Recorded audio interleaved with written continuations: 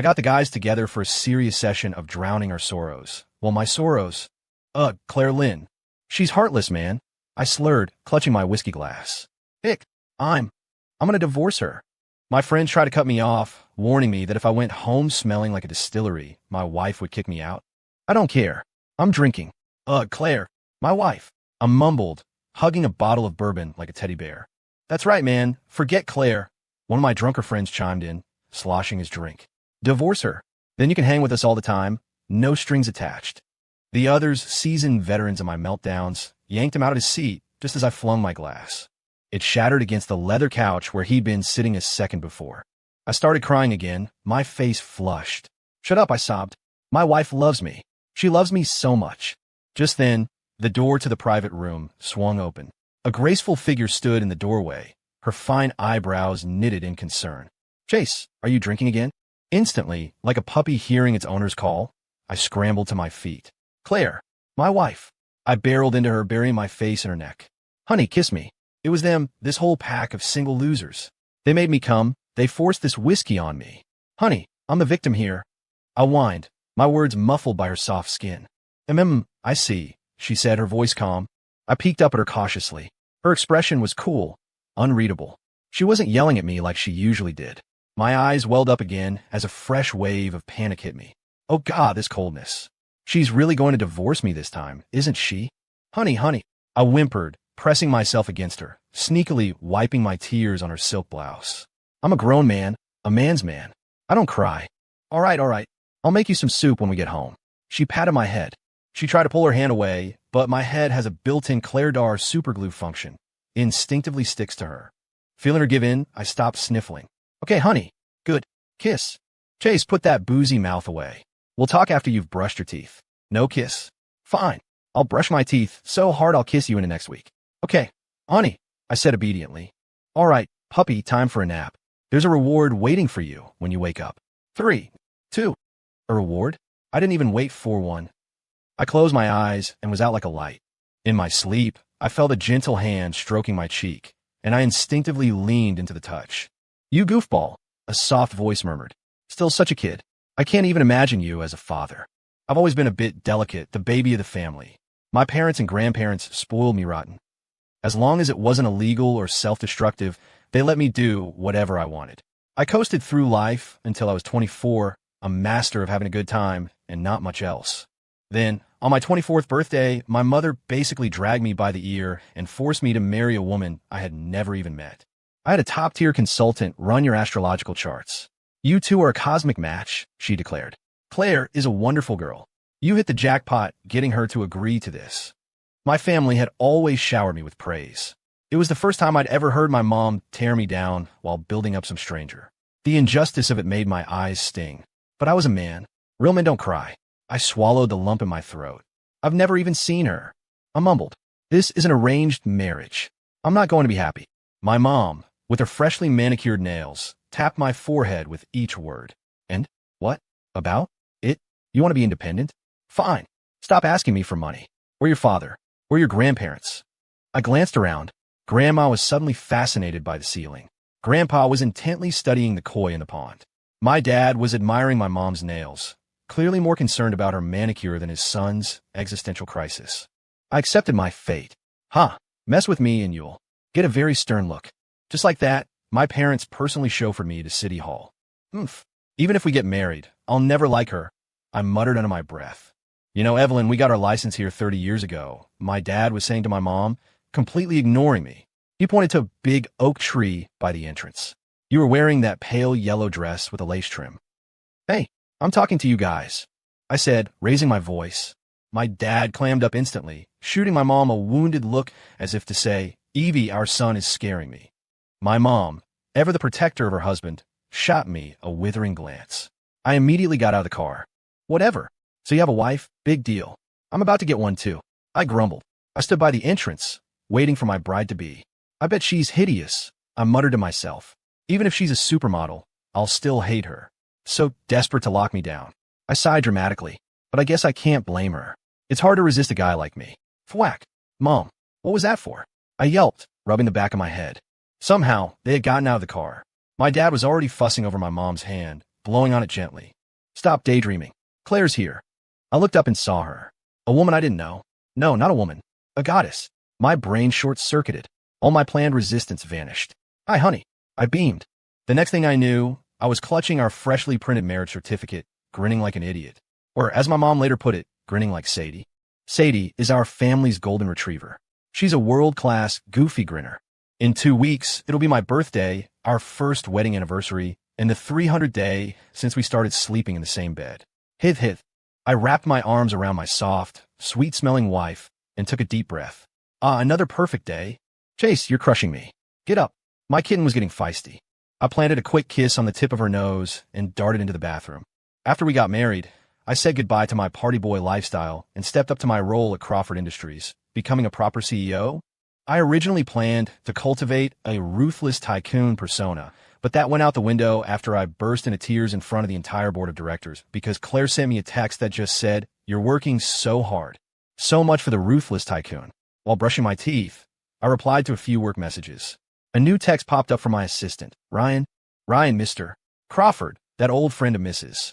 Crawford's, the only male friend you asked me to keep an eye on, is back in Seattle today.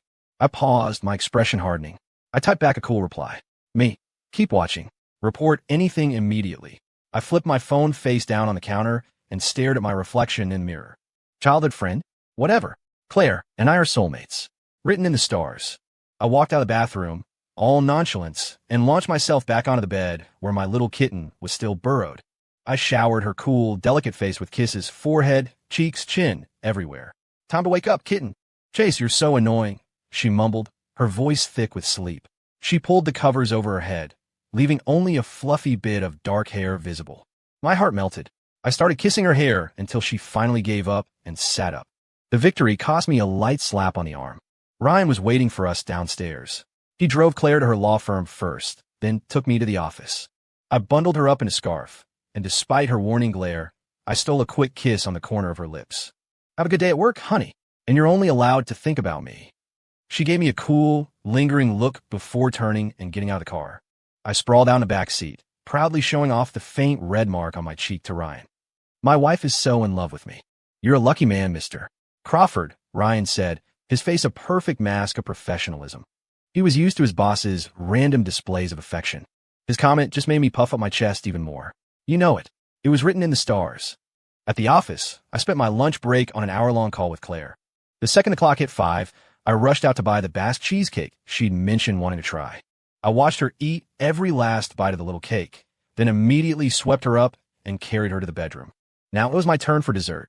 Honey, you smell so good, like a sweet strawberry shortcake. I'm hungry too. Let me have a bite. I hovered over her, my eyes locked on the beautiful, flushed woman beneath me. No, she said, her face suddenly serious. You're sleeping in the guest room tonight. It wasn't a joke. What? Why? I've been a good boy lately. No drinking, no street racing. I pleaded, giving her my best puppy dog eyes. Claire managed to wiggle a slender arm free from my grasp and gently cupped my face. She just looked at me with those soft, deep eyes, not saying a word, and I melted completely. Then I want kisses, I bargained. A little interest on the loan wasn't too much to ask, right? She kissed my chin. I pouted. Not good enough. She blinked innocently, then kissed the corner of my mouth, my eyelid, and then my throat. A shiver went down my spine. Without another word, I hopped off the bed and headed for a cold shower. When I came out, Claire was already asleep, her long lashes casting shadows on her cheeks. I mischievously flicked one of her curls. She mumbled something and burrowed deeper into the blankets. I grabbed my duvet and pillow and set up a nest on the floor right next to her side of the bed, so I could watch her sleep. Oomph. You think you could boss me around? I'm a CEO, for crying out loud. The idea of not seeing my wife for a whole night? Unacceptable. I fell asleep happily, staring at the gentle curve of her lips. I woke up in the middle of the night, snuck into bed, and held her until just before she woke up, then slipped back into my nest on the floor. She thought I was being so well-behaved. She even praised me for it. The next morning, I stuck to her like glue, wrapping my arms around her waist as we brushed our teeth together. We can't sleep in separate rooms tonight. Not even separate beds. She glanced at me in the mirror. We'll see. I was reviewing the event proposal for our first anniversary party. Knowing Claire loved soft, pale green, I was about to call the planner and have them change the color scheme when Ryan rushed in, phone in hand. Mr. Crawford, Mrs. Crawford went to the hospital this morning, and at noon, she had lunch with Ethan Fong. Ethan Fong, the guy who grew up with my wife in the foster home. An old man. I stared at the photo on the phone. The two of them were laughing together. A bitter mix of jealousy and despair washed over me. It looked like my wife had found another puppy. She wouldn't even let me in our bed last night, and today she's meeting another man. My eyes started to burn. He's so old, he doesn't even have his own wife, and he's trying to steal mine. My wife good, other puppy's bad. I waited until Ryan left before I let the tears fall. Ugh, my wife is having lunch with that old guy, and she's smiling so beautifully. I was furious. Normally, I always listened to Claire and never left work early. Today, I made a point of staying late for a grand total of 26 minutes before I couldn't stand it anymore and raced home. My anger was so obvious, she'd have to comfort me. I slammed the door a little louder than usual and took my time changing my shoes. I made pasta tonight. Mrs. Davis has the day off, Claire announced, placing 2 steaming plates on the dining table. Wait, my wife cooked for me? Wow, first. She loves me so much. I love her so much. Following Claire's house rules, I neatly placed my shoes in the shoe rack, then immediately sprinted toward my plate of love pasta. Honey, this is delicious. I raved. She smiled that soft, gentle smile of hers, but there was something different about it. I couldn't put my finger on it. I was too busy inhaling the pasta, and now I was getting a little dizzy from the carbs. I cleared my plate in record time and waited expectantly for Claire's. Leftovers. My grandpa always said cleaning your plate was a virtue. Claire's a small eater, so as her husband, it's my duty to help her be virtuous. My grandpa ate my grandma's leftovers, and my dad eats my mom's. It's a proud Crawford family tradition. After dinner, I insisted on doing the dishes. When I got back to the bedroom, Claire was already showered and dressed in the silk pajamas I'd picked out for her. She was sitting up in bed, wearing her glasses, reading through some documents. The sight of her made my mouth go dry, and I instinctively lunged for her. Wait! She blocked me with a binder, rejecting me again. And then, the ultimate cruelty. She told me to go back to sleeping on the floor. No way was I going to accept that. Be good, just for a few more days, she cooed, scratching me under the chin. If you behave, you'll get a big surprise on your birthday. I swallowed hard. My chin was tingling, my heart was tingling, my whole body was tingling. But still, I rolled off the bed. Watching her work so diligently, I gnawed on my blanket. Haha, my wife is planning a surprise for me. She loves me so much. Claire was super busy lately and even had to go on a business trip, but she promised she'd be back before my birthday. I was left to guard the fort alone, sleeping in our bed, clutching one of her blouses for comfort. I was trying to pick out an anniversary gift when my phone started blowing up with notifications from the guys' group chat. They were probably trying to drag me out for drinks again. I was about to tie cant when I saw it. A photo of Claire and Ethan Fong having dinner. My brow furrowed. Me? What's this? Well, the man of the hour finally shows up. Smug_face. JPG me. Cut the crap. What's with the picture? Will, ran into your wife in Portland yesterday. I was about to go say hi, but then this dude sits down and they're laughing and talking. Looked like they knew each other. My fist clenched. Knew each other? He's just some old guy. So having lunch in Seattle wasn't enough. He had to follow her to Portland, too. The old creep. My wife is so innocent. What if he tricks her? The more I thought about it, the more I spiraled. I rested my head on my desk, secretly wiping away tears. The guys in the group chat were still going off, none of it helpful. Random bro. Chase? You good, man? Don't cry. You can always use my shoulder. Well, you gotta stay strong, buddy. I called Ryan in my office and asked him what he thought. Ryan was a rock. Mr. Crawford, that green tie looks excellent on you. Deep down, I trusted Claire. She was a strong, genuine person who fought her way out of the foster care system, got into a top university, and was making a real name for herself at her firm. She even did pro bono work for people who couldn't afford a lawyer. But I couldn't shake the knot in my stomach. I wasn't part of her childhood. I wasn't there to protect her when she was a teenager. Ethan was. He was the one who looked out for her. She told me he was like family, the big brother she never had. But as a man, I could see it plain as day. Ethan didn't want to be just her brother. I had no right to tell her to keep her distance from him. When you truly love someone, you want them to be happy, to be loved by the whole world. So all I could do was quietly stew in my jealousy and double down on loving her, making sure she could never leave me, making sure I was the only puppy in her life. Speaking of puppies, I needed a vent to Sadie. I decided to ditch work and head over to the family estate. I got there right at lunchtime. No one was expecting me, so I was told to grab my own plate. After eating, I started calling for Sadie, only to get a swat on the arm from my mother. Don't you dare bother Sadie. She's going to be a mom. She needs her rest.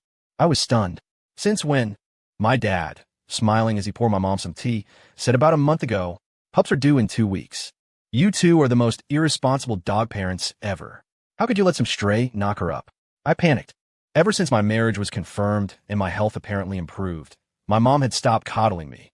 Oh, so the dog isn't worried, but you are? It was Sadie's choice. He's the purebred champion golden from next door.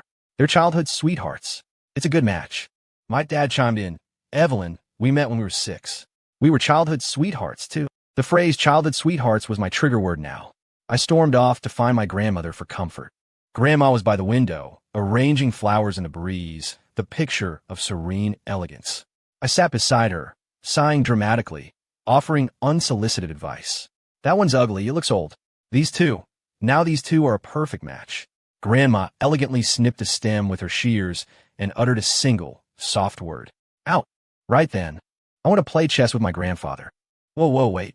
I'm not moving there. This piece goes here. Actually, let me just switch this one. Ow. Stop pulling my ear.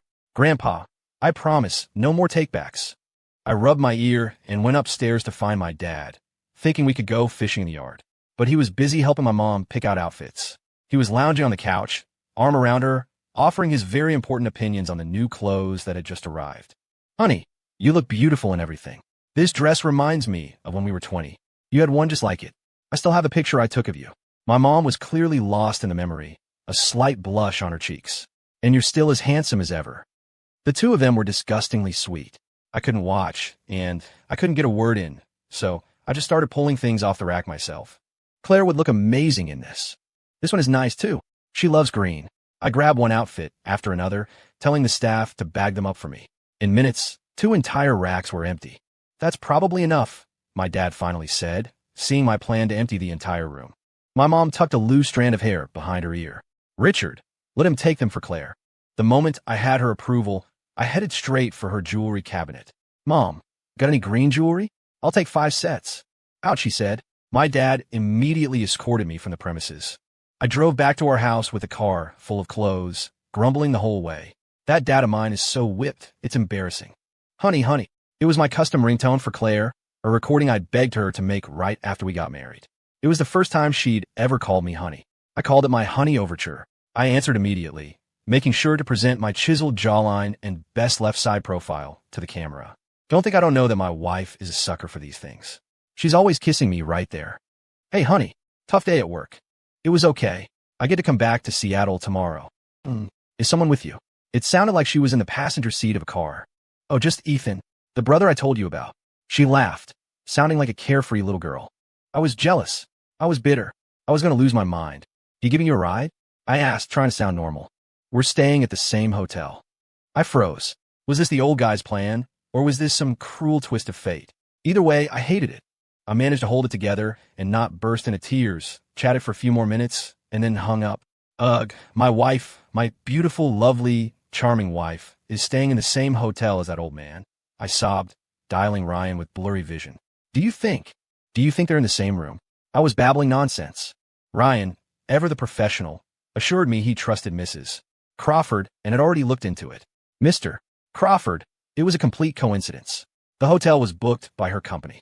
I wiped my tears, hung up, and started organizing all the new clothes in Claire's walk-in closet. Then, I took a picture and sent it to her, hoping to score some points. I waited and waited for her reply. Half an hour later, it came. Claire, your reward. Attached was a photo. Below the collar of a white hotel robe, I could see the soft, pink curve of something warm trickled from my nose. I grabbed a tissue and stuffed it up there. That night, I had a very vivid dream. In it, Claire's arms were wrapped around my neck, her small body curled up against mine, her soft breaths warming my skin. I woke up blushing and immediately threw the sheets in the wash. My new resolution, I was going to buy my wife even more stuff. Claire texted to say she'd be home in the evening. My plan was to take a long nap in the afternoon, so I'd have plenty of energy to recreate last night's dream. I opened my eyes in the late afternoon, and there she was, the star of my dream, standing right beside the bed. Honey, I gasped. In one smooth motion, I sat up and pulled her down onto the bed, our lips crashing together. Claire, I missed you so much. Honey, touch me. Heh. I'll touch you too. Just as my hand cupped one of her soft, perfect breasts, she cruelly rejected me yet again and ordered me to take a cold shower. I cried silently in the shower, my tears mingling with the cold water. All this water, it's just my tears. When I had finally calmed down and stepped out of the bathroom, I found Claire holding up a piece of her lingerie that had gotten tangled in my bedding. I turned beet red and fled the room. Honey, I'll unpack your suitcase for you. I opened her carry-on, and the first thing I saw was an unopened gift box. I picked it up, and a small receipt fluttered out. Patek Philippe, a pair of matching watches. It had to be from that old guy. I knew he was up to no good. Oomph. And who includes the receipt with a gift? How tacky. I fumed, my eyes darting between Claire's clothes and the offending box. I wanted to throw it in the trash, but I didn't have the guts. Instead, I placed it prominently on the coffee table, hoping Claire would understand my magnanimity and see the error of her ways. That's right, I know everything. Now apologize, promise it'll never happen again, and I'll forgive you. Claire came out of the bedroom, picked up the gift box, glanced at me once, and disappeared into her home office. She didn't even offer an explanation. Is she tired of me? Does she not want me anymore? I angrily threw a couch pillow, realized it was her favorite one, and sheepishly picked it back up, fluffing it and setting it back in its place. I gave up. When it was time for bed, I automatically went to my spot on the floor. Claire looked surprised to see me being so compliant. I shot her a pathetic, wounded puppy look, silently begging for a reward. She understood. She gave me 4 goodnight kisses, forehead, lips, throat, and ear. I practically vibrated with excitement, pulling her into a hug and returning the favor. With my tongue. I mean with kisses. In the exact same spots. She indulged me.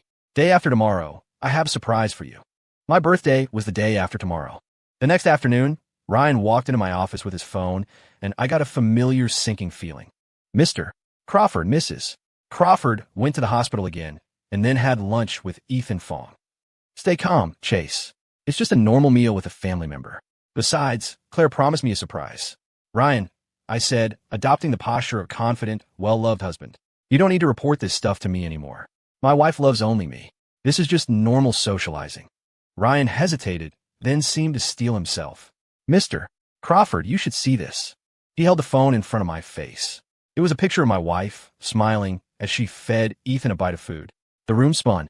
He swiped the screen. Ethan pushing Claire on a swing set.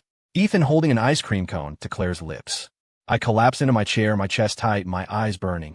My finger hovered over red heart, my wife red heart, in my contacts for a long time, but I couldn't bring myself to call. She's just having a little fun. She'll still come home to me.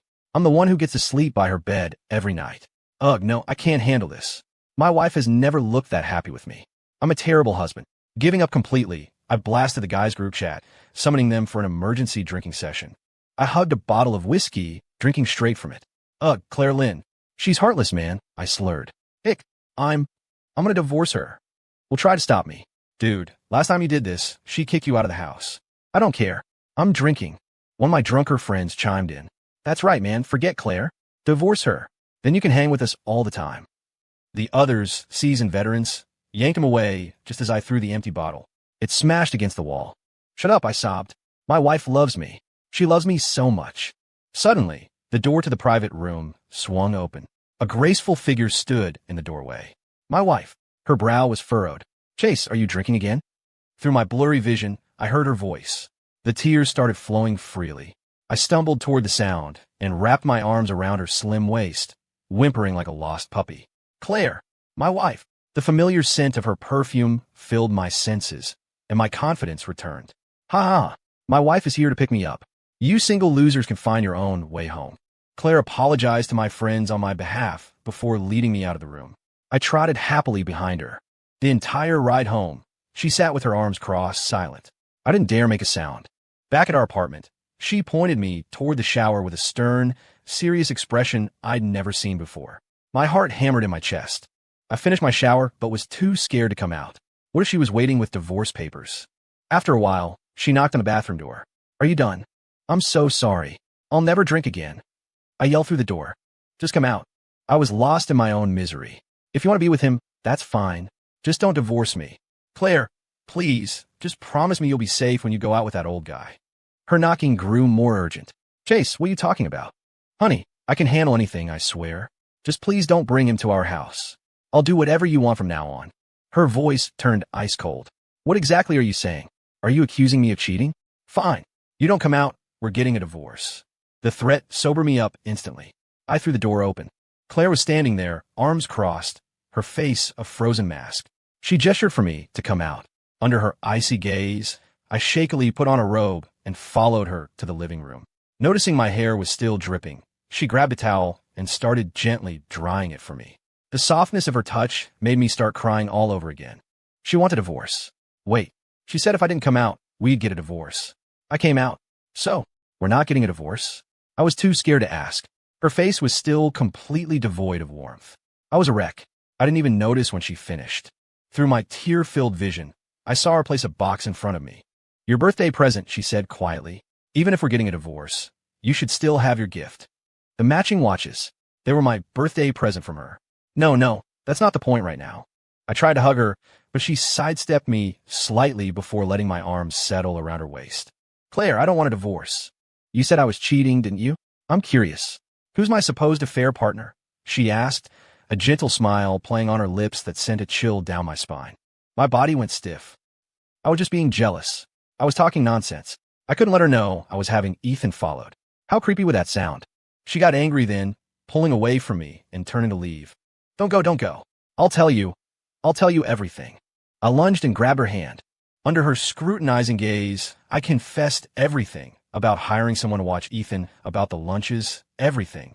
I told you, Chase, I see Ethan as a brother. My actual brother, she said, looking hurt that I'd been so jealous. Don't you trust me? Of course I trust you, honey. I do. It's just me. I'm the one who's crazy. I love you so much, I get so paranoid. Of course I trusted her. But I'm a man too. I could see the way Ethan looked at her.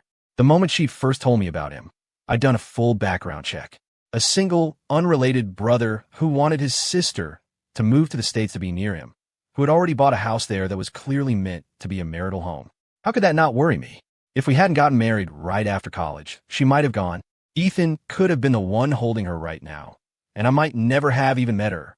The thought was agonizing. I tightened my arms around her. You're squeezing too hard.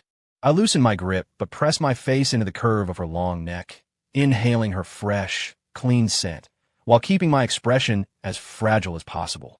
She fell for it, her hand coming up to gently stroke my face. Don't do this again, okay? I nuzzled her hand, satisfied. Okay, I know you only love me. Seeing that I'd calmed down, she smiled. Your birthday is tomorrow, but I think I'll give you your surprise a little early. She winked. I was even more surprised. So the watches weren't the big surprise? She went to her office and came back with a manila folder, handing it to me. I pulled out the papers inside, confused. It was a lab report. Stamped across the top in red ink were the words, positive pregnancy test. The date of the test was the same day as her first hospital visit, the first time she'd had lunch with Ethan. As I stared, stunned, Claire cupped my face with both hands, forcing me to meet her soft, direct gaze. The puppy is going to be a dad. Tears streamed down my face. My brain shut down. My body moved on instinct. I carefully lowered my head and pressed my ear against her flat stomach. The puppy's going to be a dad. I whispered in disbelief. The kitten's going to be a mom? Claire kissed me. Yes, I was going to tell you tomorrow, but then you went and wrote your own soap opera in your head. I was so embarrassed. Look at you, your ears are bright red, she teased. You can sleep in the bed tonight. But no squeezing. With the gentlest touch I could manage, I kissed her lips, a kiss purely of affection, with no trace of desire. The thought that this small, precious woman in front of me was going to carry an even smaller, more precious baby for us made my heart ache with a mixture of overwhelming love and fear. Of course, I want a little mini Claire, boy or girl, it didn't matter. But it felt too soon. My wife was so young, so delicate. I didn't want her to go through that. I'd even considered getting a vasectomy. But then she'd said she wanted to see what I was like as a little boy, and it made me think about my own regret of not being part of her childhood. I wanted our child to grow up happy and carefree. They would have a smart, gentle mother, a crybaby but responsible father, a sharp-tongued but soft-hearted grandmother, a lovesick but doting grandfather, kind and loving great-grandparents, and a whole troop of seemingly unreliable but fiercely loyal uncles. Claire, I whispered, thank you for this. I know it's going to be hard. She just giggled, and in that moment, she was the most beautiful, most powerful person in the world. I barely slept that night. I just watched her perfect face in the dim light, wanting to kiss her, but afraid I'd wake her. I didn't dare touch her, just held my arm over her, not quite making contact. I made a mental note to have Ryan find the best team of OBGYNs in the city first thing in the morning and to give me every book on pregnancy he could find. Oh, and I had to tell my parents, my grandparents, and that whole crew of single losers. Ha ha, I have a wife, and now a baby on the way. Eat your hearts out. Can't help it. I was just born lucky. My wife is the best, and she's giving us a baby. I love her so much it feels like my heart is going to burst. At 6 a.m., I gently kissed her forehead and slipped out of the bedroom. I grabbed my phone and started sending out a mass text. Evelyn Crawford, the Queen, take care of Claire. If she's unhappy for 1 second, don't bother coming home. Richard Crawford, hopeless romantic, what are you thinking? Getting her pregnant so soon? You should be taking better care of her. You're not being a good husband. Your mother and I were married for 10 years before we decided to have you. Young people these days, TSK. He never misses a chance to show off. Grandma, I'm having some supplements sent over. Claire is young. You need to be attentive to her every need. Grandpa, listen to your grandmother. Take care of your wife. The guys' group chat exploded instantly. They must have been up all night because the replies came pouring in the second I hit send. Will, dude, even though you're a pain in the ass most of the time, I'm seriously happy for you. Also, I call Godfather. A flood of messages followed. Bro 2, I'm Godfather. Bro 3, I was here first, it's me. I grinned. Me. If you want to be a Godfather, you have to do me a favor today. Will, anything for you, man. We're on it. I laid out my plan in the group chat, and the hungover crew didn't complain once. Me. So that's the gist of it. Make sure you get him there. No excuses. Everyone, you got it, Dad. They all kept the same reply format. My smile stretched from ear to ear.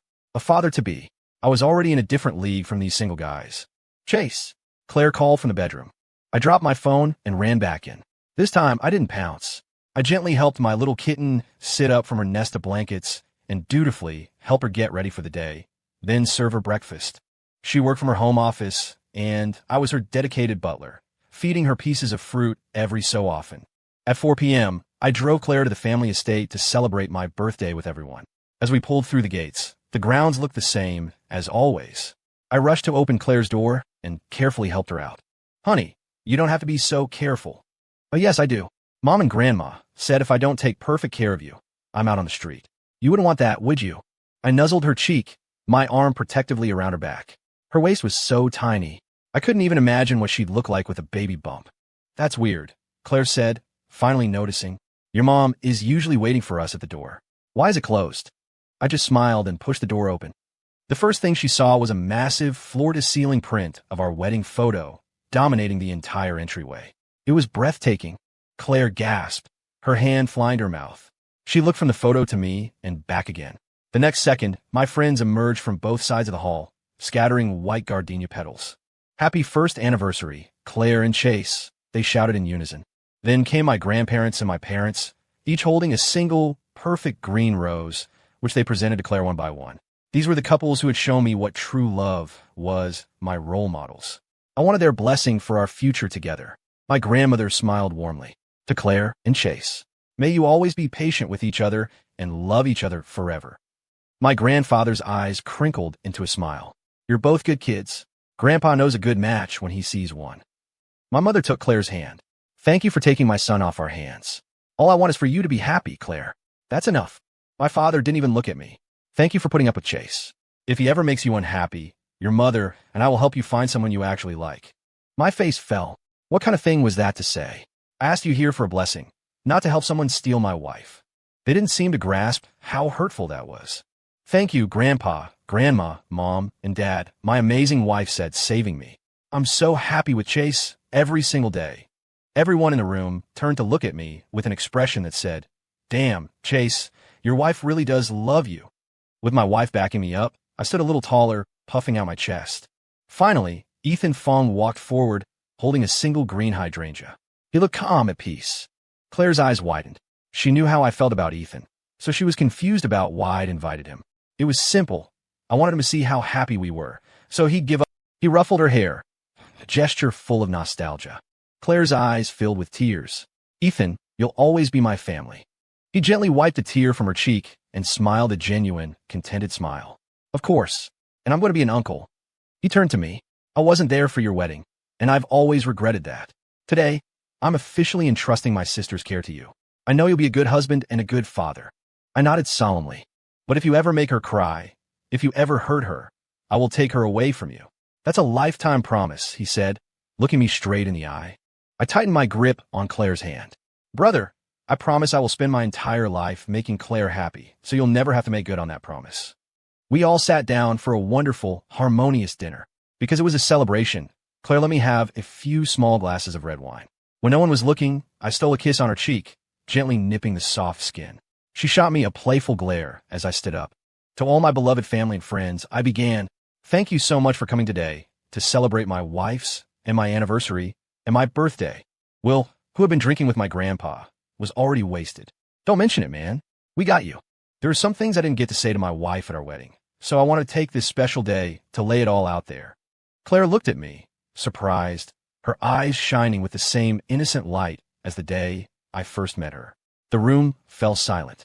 I got a little nervous and pulled a crumpled piece of paper from my pocket, clearing my throat. This is called to my wife. Claire, I love calling you my wife. In fact, you're the only person I ever want to call that. We got married the day we met. Today is our first anniversary and my second birthday since you came into my life. You're the best birthday gift I've ever received. And yet, today, you gave me an even better one. But you're still the best one. The matchmaker said we were a cosmic match.